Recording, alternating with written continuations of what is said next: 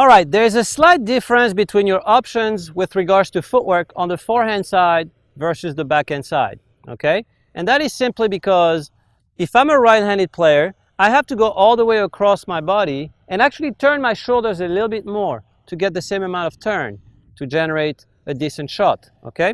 So the footwork options that you have on the left are very different than the right side, okay? For your forehand and your backhand side. On the backhand side, because it's very easy to open up your hips because that racket is going across back to my forehand side where I have more reach, okay? I need to make sure that I too learn to frame my shot on the backhand side. And it's very different than for the forehand side, okay? On the backhand side, we mostly use inside steps, okay? What is an inside step? Instead of doing walking step this way and then that way, which is possible on the backhand side, but very, very difficult for most players because they're not as flexible, okay, as professional players. What you can do instead to frame your shot is do an inside step, okay, to be able to frame your shot. Because you notice, if I stand too far back and I do this, all right, this camera is actually going to give you the angle, I'm tilting. And tilting in tennis is a really, really bad thing, all right? So I need to make sure that I find a way that makes me perfectly aligned with my shot here, okay? And the only step that gives me that is the inside step, okay? So I would go one inside, one setup, one strike, okay? Let's do that again, okay? One inside step, one setup step, one contact, okay? The same applies for the two-handed backhand. You would go 1, 2, and 3, okay? Do not confuse the inside step, okay, with the karaoke step. One is an adjustment step.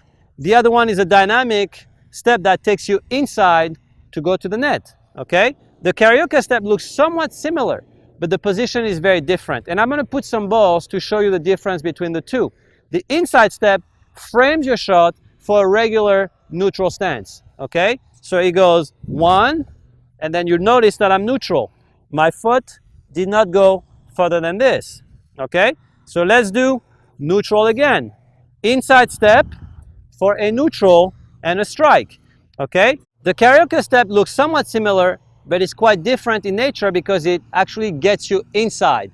You will see that my position will be much more forward in reference to the cone than for the inside step. The inside step keeps me aligned with the cone, okay? The karaoke step, I'm actually taking my inside step at the same time as I hit the ball, and it takes me way beyond the cone, okay? So one stops me here, okay, with the inside step that I hit the ball after I take my inside step. That would be the inside step adjustment step, okay, here, all right? And the other one is the karaoke step, which is an inside step that you take at the same time as you hit the ball. So your foot would be here, already in a neutral position, but you would make it dynamic by going in at the same time. And what you notice is my new position would be much more forward, okay?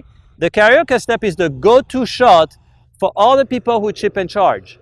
All of them that have an intention to slice and come in use the karaoke step a lot. So make sure you don't confuse the two, but make sure that you certainly own the two.